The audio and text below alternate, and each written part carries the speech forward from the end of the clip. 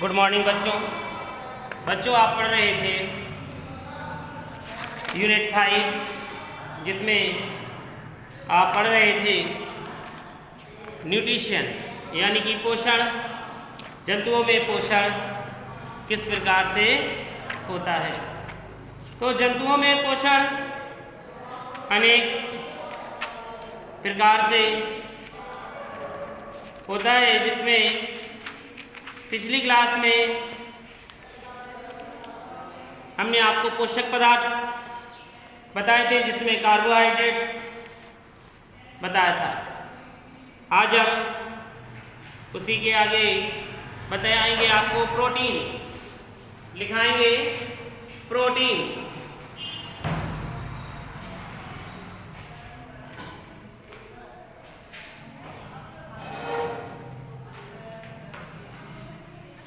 लिखिए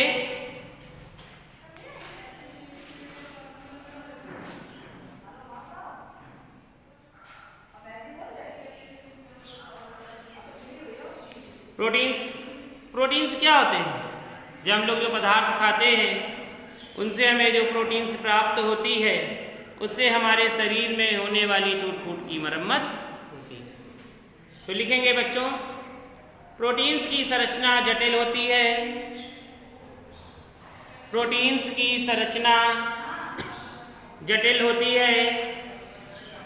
यह जीवित जीवों के शरीर का लगभग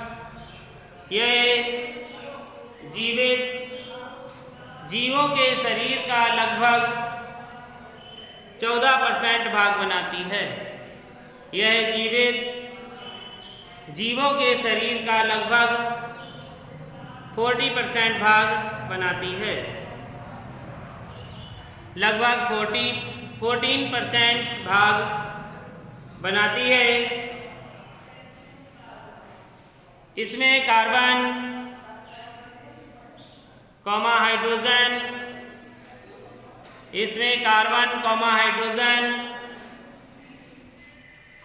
ऑक्सीजन तथा नाइट्रोजन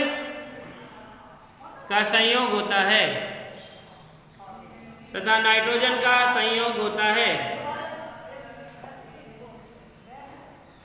इनकी संयोजन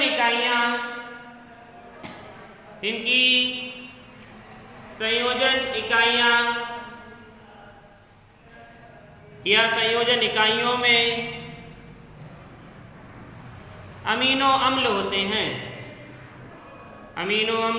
हैं। प्रोटीन्स जीवद्रव का निर्माण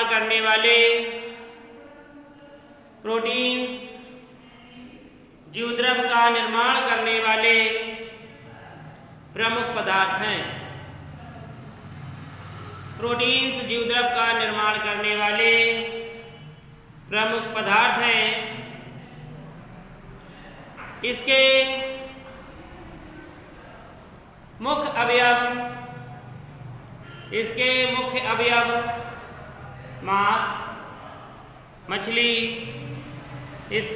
अवयव मांस, मछली, दूध, अंडा, पनीर, सोयाबीन आदि होते हैं। इसके मुख्य अवयव यानी कि मुख्य स्रोत जिनसे प्राप्त होती है प्रोटीन, तो किनसे प्राप्त होती है देखेंगे। मांस, मछली, दूध, अंडा, पनीर, सोयाबीन आदि। तो यह सब क्या है, इनसे क्या प्राप्त होती है, हमें प्रोटीन प्राप्त होती है, जो हमारे शरीर के लिए क्या होती है, उपयोगी होती है। फिर अगली लाइन से लिखेंगे,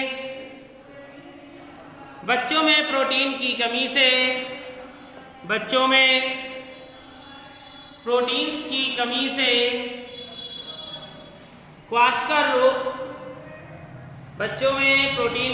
से क्वाशकर तथा मैरेस्मस रोग हो जाते हैं। बच्चों में प्रोटीन की कमी से क्वाशकोर रोग तथा मैरेस्मस रोग हो जाते हैं। क्वाशकोर रोग तथा मैरिस्मस रोग हो जाते हैं। तो आप जानते हैं कि क्वाशकोर क्या होता है? आपने देखा होगा कि जब छोटे बच्चे होते हैं, यानी कि उनकी जैसे माँ को प्रोटीन ना मिला हो, जब वह गर्भ में हो या जन्म लेने के उपरांत उसे माँ का दूध ना मिला हो या उसे प्रोटीन युक्त चीज़ें ना मिली हो, तो बच्चा क्या हो जाता है? कुपोषण का शिकार हो जाता है। उसे क्या हो जाता है? क्वाशकोर रोग हो जाता है, तो जिसे हम मैरिस्मस भी कहते हैं। लिखेंगे प्रोटीन्स के कार्य। तो इनके कार्य क्या हमारे शरीर में? हेडिंग डालेंगे प्रोटीन्स के कार्य। प्रोटीन्स के कार्य, फंक्शंस ऑफ प्रोटीन्स। लिख लीजिए प्रोटीन्स के कार्य।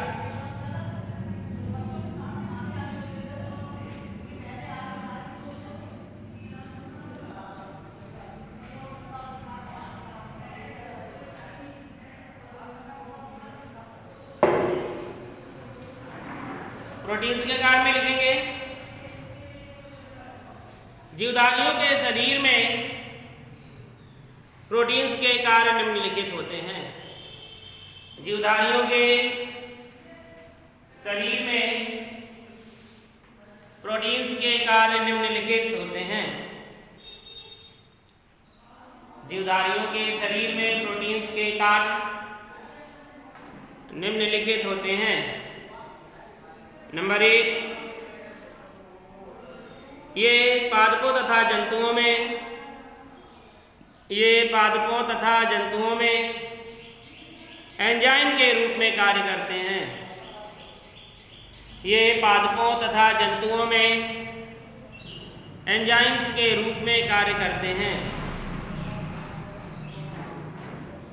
नंबर 2, ये शरीर की वृद्धि व नई कोशिकाओं के निर्माण में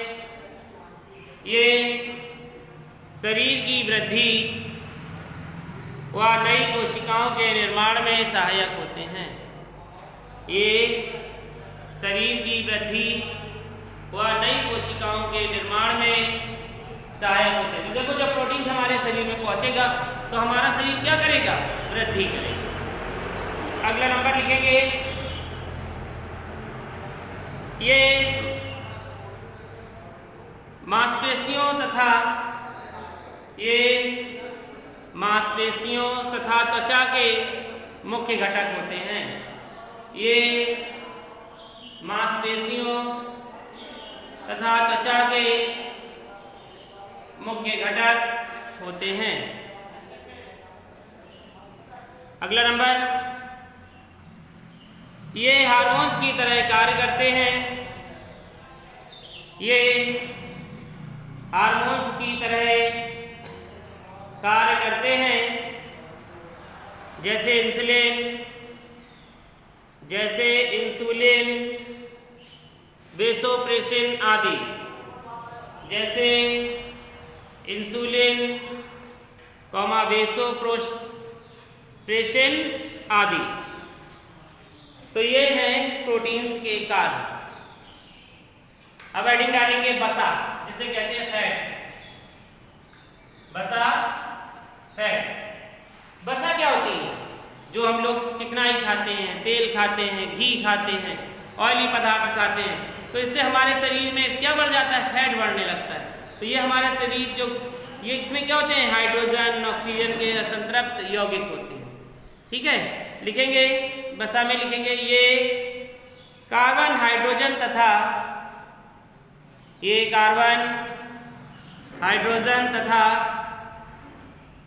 ऑक्सीजन के असंतृप्त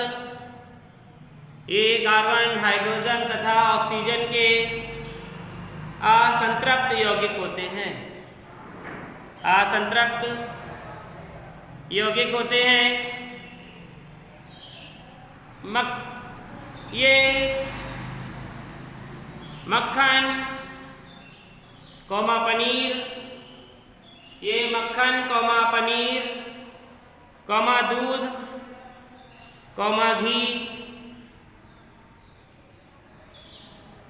आदि में प्रचुर मात्रा में पाए जाते हैं। प्रचुर मात्रा में पाए जाते हैं, यानी इनको स्रोत भी कह सकते हैं कि जब ये पदार्थ खाते हैं तो इनके खाने से इनमें फैट मिलता है, प्रचुर मात्रा में पाए जाते हैं। तथा ये नारियल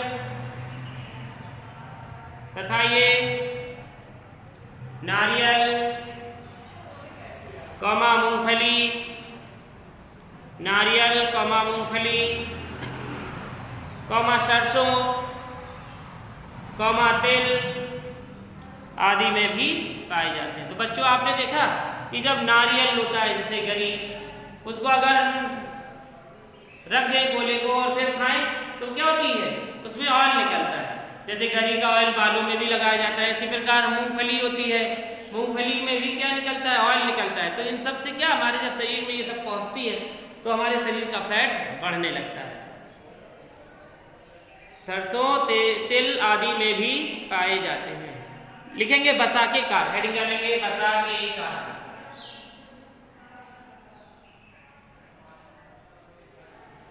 बसा के कार, बसा के कार में लिखेंगे ये शरीर में अतिरिक्त कार्बोहाइड्रेट्स, शरीर में अतिरिक्त कार्बोहाइड्रेट्स वसा के रूप में संचित होते हैं। शरीर में अतिरिक्त कार्बोहाइड्रेट्स वसा के रूप में संचित होते हैं, जो ऊर्जा प्रदान करने में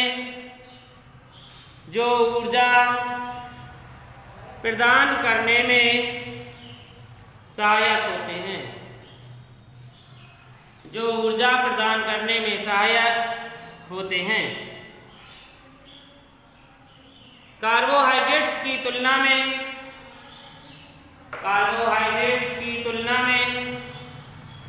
वसा से अधिक ऊर्जा प्राप्त होती है। कार्बोहाइड्रेट्स की तुलना में वसा से अधिक ऊर्जा प्राप्त होती है, क्योंकि वसा में जल की कम मात्रा होने से वसा में जल की मात्रा कम होने से अधिक ऊर्जा का संचय होता है, तो इन्होंने देखिए इसका मतलब बहुत अच्छा है कि शरीर में क्या है कि जब वसा में जल की मात्रा कम होगी तो शरीर में क्या होगी, ऊर्जा अधिक देर संचित रहेगी, जिससे हम क्या होंगे, अधिक देर तक कार्य करते रहेंगे। अगला पॉइंट लिखेंगे, ये ताप नियंत्रक होते हैं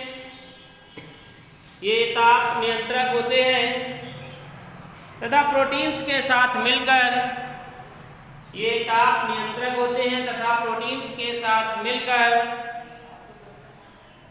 कोशिका कला का निर्माण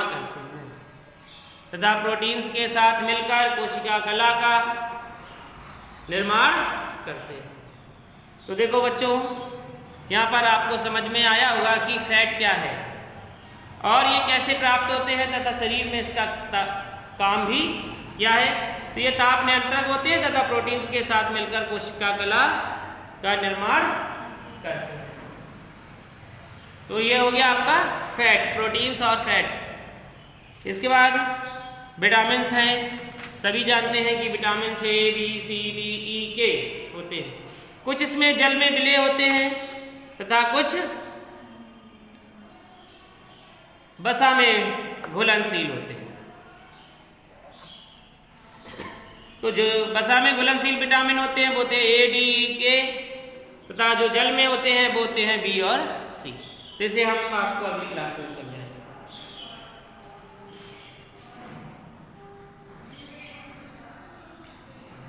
इसे नोट कर लीजिए।